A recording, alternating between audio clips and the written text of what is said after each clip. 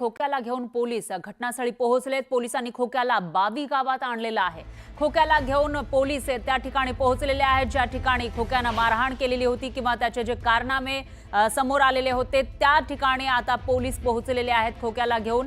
त्यामुळे जो गुन्हा त्याने केलेला आहे त्याचं रिक्रिएशन केलं जातंय का असा सवाल या ठिकाणी उपस्थित होतोय। पोलिसांनी खोक्याला बावी गावामध्ये आणलेला आहे। ते त्याचं स्वतःचं गाव आहे आणि या ठिकाणी त्याने एकाला मारहाण केलेली होती। त्याचबरोबर त्याने शिकार केल्याचंही समोर आलेलं होतं। अशात आता पोलीस त्याला घेऊन बावी गावात आले आणि याविषयी अधिक माहितीसाठी आपले प्रतिनिधी सुरेश जाधव हे आपल्यासोबत जोडले गेले आहेत। सुरेश, काय सांगाल, खोक्याला घेऊन बावी गावामध्ये कशासाठी आलेत पोलीस? भोसले उर्फ खोक्या आणि त्याच्या जे काही नातेवाईक आहेत त्यांनी ढाकणे पिता पुत्रांना मारहाण केली होती आणि हरणाची शिकार करण्यापासून रोखलं म्हणून मारहाण केली होती अशी तक्रार ही ढाकणे पिता पुत्रांनी दिली होती।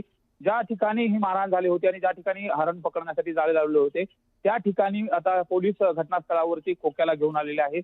नेमकं त्या ठिकाणी काय काय घडलं होतं, कुठल्या शस्त्राने मारहाण केली होती यासह काल ज्या पीसीआर मध्ये ज्या गोष्टी तपासी अधिकाऱ्यांनी मांडल्या होत्या त्यामध्ये खोक्याकडून महत्वाचं म्हणजे ज्या शस्त्राने मारहाण केली होती त्यामध्ये कुऱ्हाड आणि जे लाकडं आहेत ते देखील जप्त करायचे आहे। त्याचबरोबर ज्या गाडीनं हे सगळा प्रकार केला होता ती गाडी देखील जप्त करायची आहे आणि जे इतर फरार असलेले आरोपी आहेत त्यांना देखील अटक करायचं आहे म्हणून 7 दिवसाची पीसीआर मागितली होती आणि तो पीसीआर न्यायालयाने दिला होता।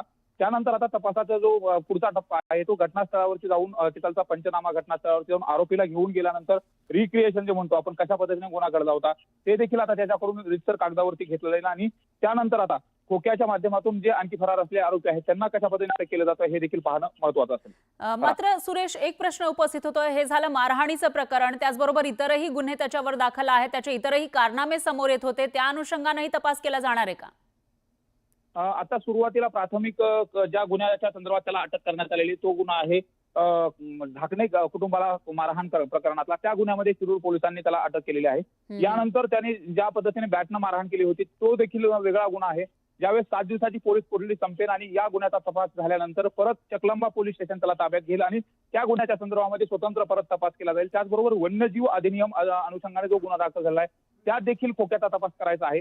त्यामुळे आता खोक्याला पोलिसांनी ताब्यात घेतल्यानंतर त्या तपासाचे जे खोक्याच्या पाठीमागील सचेबीर आहेत ते तब्बल हे सगळे जे गुन्ह्यांचे जे काही चौकशी आहे जोपर्यंत होणार नाही तोपर्यंत मात्र ही संपूर्ण तपासाची जी मालिका आहे ती सुरू राहणार आहे। मात्र आज महत्वाचं प्रामुख्याने ढाकणे कुटुंबाला ज्या ठिकाणी मारहाणीची घटना घडली होती त्या ठिकाणी पोलीस त्याला घेऊन गेलेली, कशा पद्धतीने मारहाण केली होती त्या सगळ्या गोष्टी आता त्या घटनास्थळाचा पंचनामा आरोपीला घेऊन गेल्यानंतरचा तो पंचनामा देखील अत्यंत महत्वाचा असतो आणि तो आज केला जातो।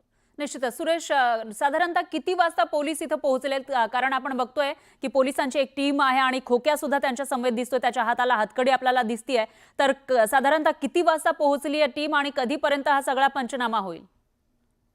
तब्बल अर्धा तास वेळ झालेला आहे त्या ठिकाणी ज्या घटनास्थळावरती ही घटना घडलेली होती आणि ते बावी शिवारातील माळरानावरचं शेत आहे ज्या ठिकाणी ही घटना घडली होती त्या ठिकाणी आता खोक्याला प्रत्यक्ष घटनास्थळावरती ज्या ठिकाणी जाळं लावलेलं होतं त्या ठिकाणी पोलीस घेऊन गेलेले आहेत आणि आणखी अर्धा तास त्या ठिकाणी लागू शकतो। मारहाणीची जी घटना घडली होती ती सकाळच्या वेळी घडलेली होती, तिथं कोण कोण उपस्थित होते, त्याचबरोबर कोणाकोणाला मारहाण केली या सगळ्या गोष्टी आता खोक्याकडून तिथून उकल केल्या जातील। निश्चितच सुरेश, त्याच्यामुळे आता पुढे नेमकं काय काय समोर येतं ते बघावं लागेल। दरम्यान धन्यवाद तुम्ही दिलेल्या या सविस्तर माहितीसाठी।